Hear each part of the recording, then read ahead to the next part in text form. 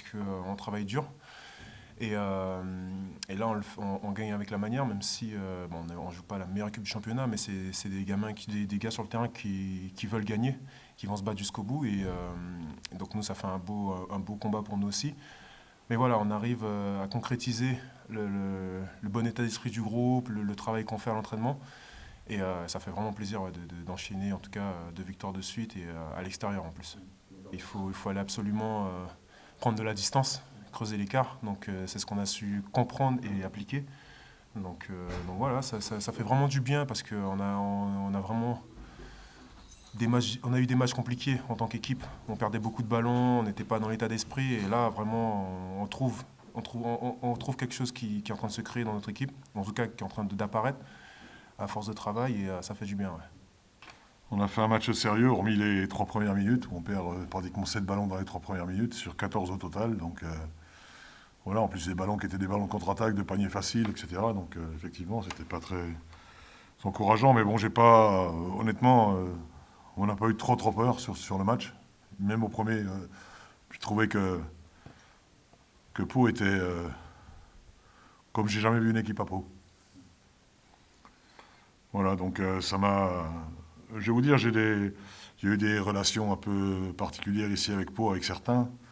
À Pau, il y a un personnage que je respecte et que je respecterai toute ma vie, c'est Pierre Seillant.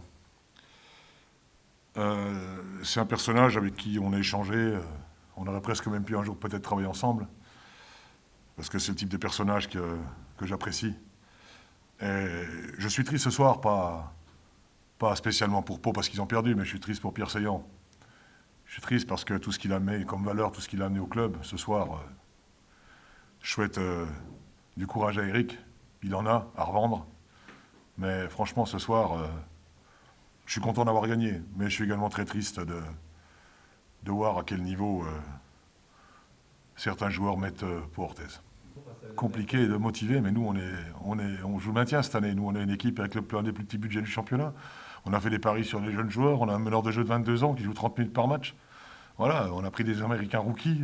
Voilà, on a notre joueur qui était un nos piliers intérieurs qui a fait un geste de con et qui s'est fait sanctionner 10 matchs.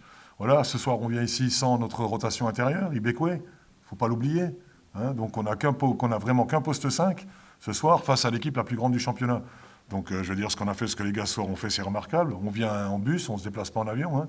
Je suis également pas surpris de voir que les 2 joueurs qu'on avait ciblés, en disant que c'est deux joueurs dangereux de l'équipe, à savoir Corneli et Vicente Ford, que je connais bien parce que je l'avais à Chalon, étaient les joueurs les plus dangereux. Ils ont fait leur match ce soir, les autres n'ont rien fait à côté, ils ne peuvent pas y arriver à 2.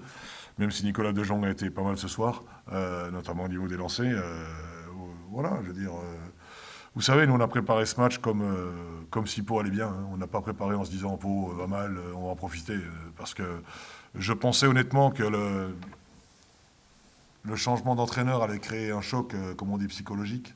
C'est le terme employé, même si je n'y crois pas spécialement. Mais ça peut créer un choc psychologique. C'est des joueurs qui ont quelque chose à faire. Vous savez, nous, on a commencé par 3 déplacements dans le championnat. À Bourg, à Monaco et à Gravelines. Et là, depuis la reprise, là, on a 6 matchs dans ce mois, on en a 4 à l'extérieur.